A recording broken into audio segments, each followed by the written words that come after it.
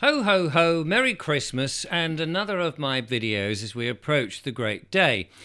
Thank you for joining me. And there may be some ad hoc of these videos just arriving because various people have been in touch with me and I want to share some of the information that they've said over the next period, over the next few days. And some of them are just outrageous what's going on out there. And it makes my blood boil, as I'm sure it will for you. Now, of course, I put my hand up. I make few mistakes on this show. Naturally, I am only a human being or a spirit with no name inside a body of flesh and blood. But I want to have a look at a couple of emails, well, 3 or 4 emails that have come in. Bear with me because I'm sure you'll find this one, and I'd be interested in your comments on this and see what you think about it. So let's start with this email that came in earlier today from, I've kept all the names out of it just for anonymity, but they are all genuine emails. So look at this one. Richard, my mother has been issued with a fixed penalty notice of £100 today. This was simply for walking out of her front door and onto the street without a dog poo bag in her pocket. The dog had not fouled, and my mother was simply taking a 100-yard walk to a friend's house down the road. She was approached by a council officer who asked her to produce a poo bag, to which she immediately fell into the trap by admitting that she hadn't packed one, totally by mistake, of course. She offered to go and get one out of the house as she stood just outside her gate. The officer refused to allow her the grace of collecting one and demanded her name and address, to which she fell into the next mistake. She gave the officer her name and address. He asked for identification, to which she did not produce. However, he recorded her without permission on a body camera and also spelt her name wrong, as well as writing her title as Mr. rather than Mrs. I mean, excuse me, did that really happen? Apparently it did.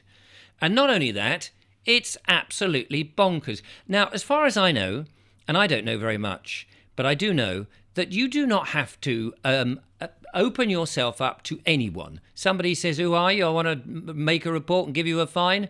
No, bog off. If you're not dressed as a police officer and you're under the oath of the constable and you are now sort of not... I mean, you just don't have it. I mean, it's So I feel sorry for this poor little lady, and I mean, £100, the shock. Some council officer, who the devil does he think he is? He just stepped out of his... I'm sorry, can I see if you've got... She should have just completely ignored him and carried on walking, in my humble opinion. Now, the saving grace here is, although he's issued her with a fine, which could be anybody, remember, the council is just a corporation, just as it could be McDonald's or one of those other fast food outlets just saying, here we go, I'm Selfridges. Oh, yeah, that's nice. And here's a fine. What for? What for? What power? What authority have you got over me? No, I'm sorry. Thanks very much, but go and do the other thing. So really and truly, people have got to be alert to anybody coming up. I mean, how does she know? Oh, well, I've got some identification that says, and anybody can have a card printed up and says, I'm a council officer. So what? This is outrageous. People are being targeted by these idiots who are going around pretending to be the important people. I'm only doing my job, your dog could have fouled the pavement. Well, we don't care. My dog hasn't fouled the pavement. I'm innocent till proved guilty. You have no jurisdiction over me. Now bog off. So my advice would be don't pay this thing. The saving grace probably is that A, you've spelt the name wrong, and also he's put you down as a mister. So he'll be looking for a Mr. whomever he has written down, which isn't you. So I would just return the letters to sender and say, this person who you were asking for doesn't live at this address. Thank you very much. Good night. And if it escalates to anything more than that and you get bailiffs knocking on the door, let me know. But of course, there'll be lots of people who are well versed in the law, in the true law, who will be able to help me. And if they send me an email, I will send it on to this poor little old lady. Do not pay it. This is absolutely entrapment by people collecting money for no reason. It's absurd. And if anybody's had anything like this happen to them, I would like to know. Because we've got to stop this penalising of people going about their own business. The dog didn't foul, and I have to say, as you can see, I am knocked sideways by that one. Let's have a look at another one. Now, a couple of these are related to the car thing. Earlier today, I was talking about these insurance sales things that were going on, about the car that's going to be on 24/7 and the insurance companies are going to target you, they're going to take the money out of your thing. Well, let's have a look at that in a second, but this is car related. Have a read of this. Richard, last week I was driving home from Edinburgh late afternoon when it was dark. I'm increasingly finding the glare from the headlights of oncoming traffic troublesome. Yeah, and you're not the only one. I'm finding that difficult. But put it down to me being very sensitive to bright lights as I have always been. However, halfway home, I suddenly became aware of a vehicle fairly close behind me with his beam on. I had no way of alerting him to this fact. It was a windy road and there was nowhere I could pull over to allow him to pass. I did what I usually do, and that was to focus on the curb of the road to guide me.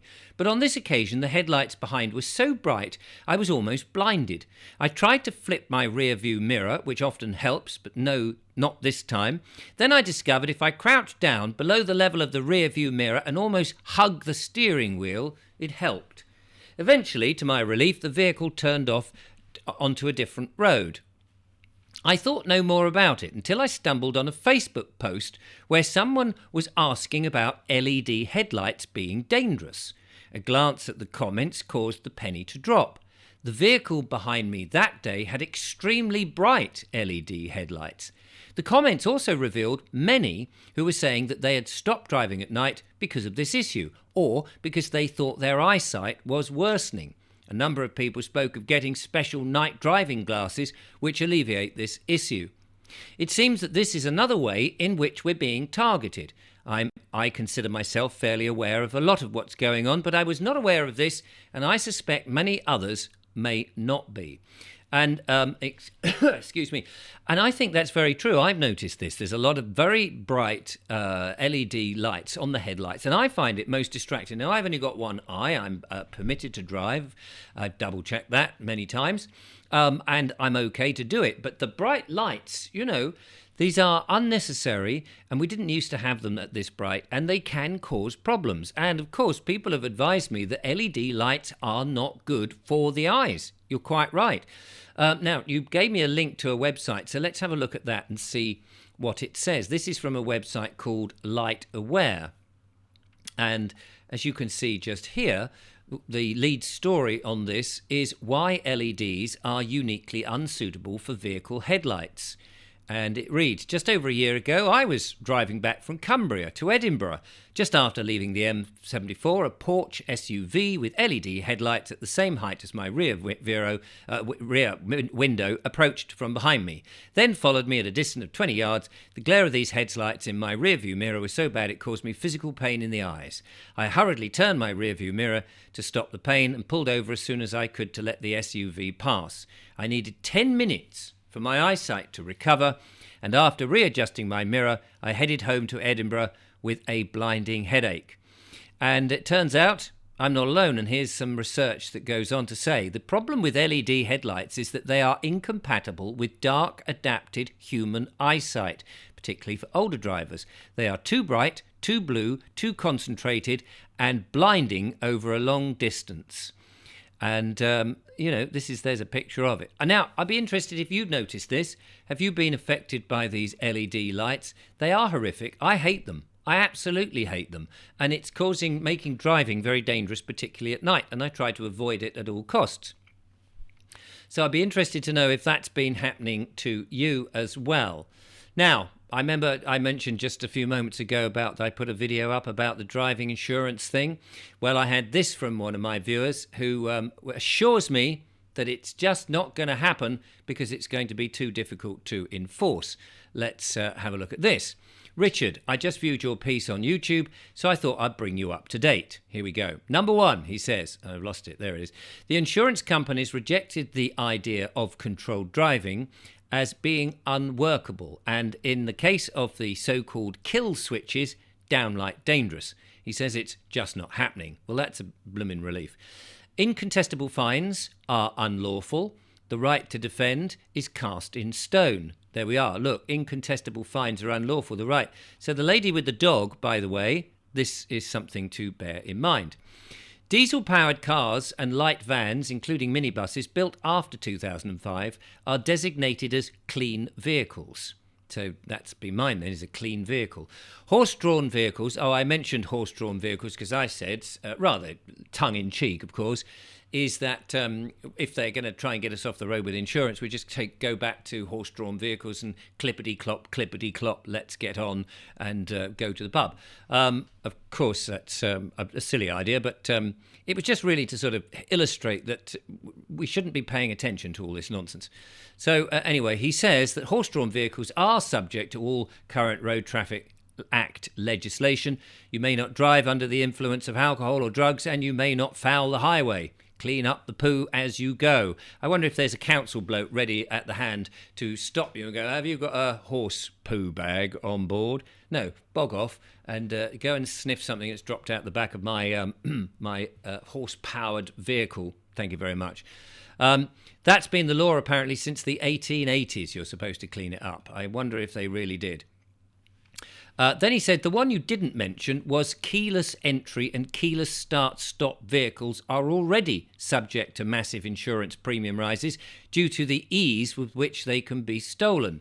The exceptions, apparently, are Rolls-Royce, Bentley, Toyota, Lexus vehicles, all of which are equipped with frequencies that are designed to deadlock the vehicles. Didn't know that.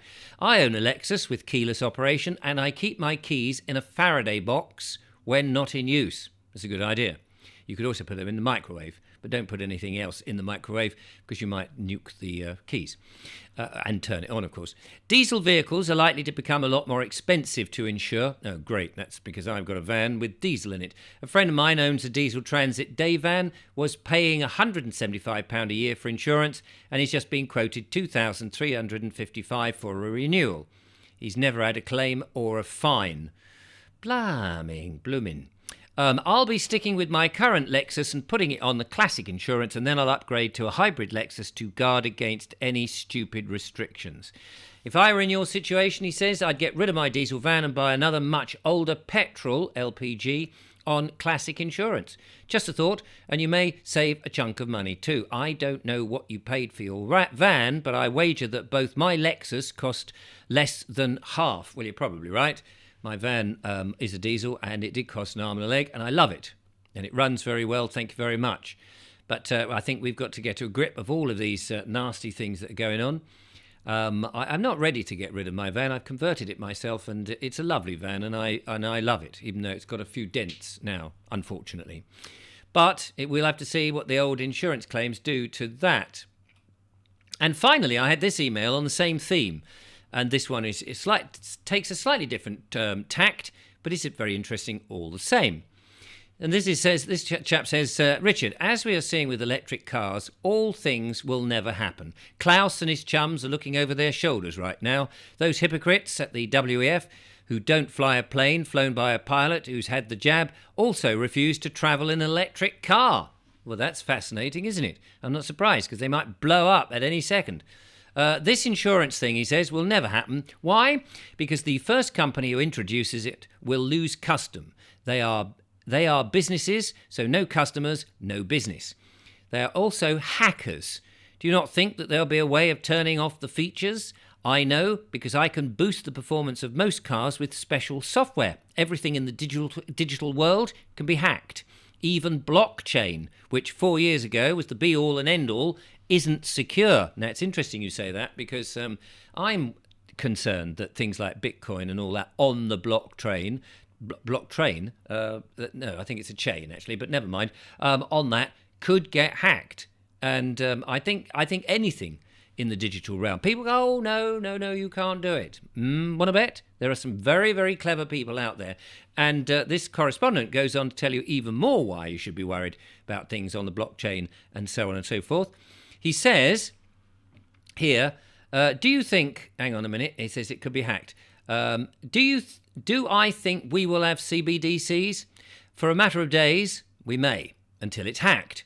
Thinking hackers that can't hack is a very naive way of thinking because hackers themselves don't need to because they can use AI. What's secure? Cash? Millions have disappeared due to hackers, but we never hear about it. Why? Because it's a sign of banking weakness. Since AI has become so powerful, nothing is safe that's connected. You can put anyone's face on anybody in a film. You can replace any number plate on any vehicle. We've seen all the evidence. When hackers start using AI to commit crimes or crash planes, cars, or interfere with an election digitally. There you go. We'll definitely see all of that. We will see a change soon, and our reliance on connected technology will dwindle and common sense will return. Quite right. So there we are, ladies and gentlemen. Common sense will return. And I agree. And this is why if ever you see a version of me appear on your screen saying, don't forget to get your medical intervention boosted up, because it's good, you'll know that that is definitely not me. There'll be some AI version of me trying to pretend to be me. And this is one of the problems that I think many of the YouTubers and other video presenters and vlogs and also the people trying to get jurisdiction over you by saying, here's the evidence of your car. Well, is that my number plate or was that a bit of AI that's hacked into it? How do I know? We've got to get out of this. Anyway, any suggestions for that poor lady with the dog that didn't poo and she didn't have a poo bag in her pocket? Answers on a postcard and send them in immediately. Thank you so much.